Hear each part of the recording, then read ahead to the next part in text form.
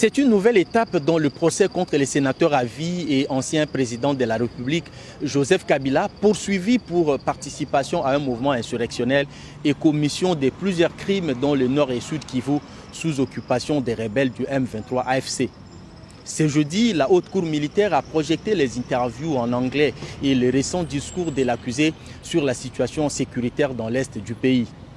Ces propos ont été traduits en français par l'intelligence artificielle, en plus des images sur les éléments d'enquête des missions des Nations Unies. Il s'en est suivi la lecture d'un procès verbal d'audition d'un proche du rebelle Corneille Nangaa.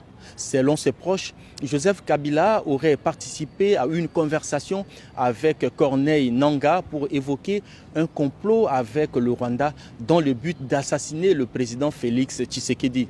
Les noms de certains opposants au pays et en exil ont été cités dans ce procès verbal déposé par le ministère public qui poursuit l'ancien président Joseph Kabila. Certains pays voisins, notamment le Congo-Brazzaville et le Soudan du Sud, étaient aussi cités dans ce procès verbal d'audition. La prochaine audience est prévue le 7 août prochain, en attendant que les avocats de la République qui constituent la partie civile s'imprègnent du dossier d'accusation contre Joseph Kabila, dont les avocats sont absents depuis le début du procès.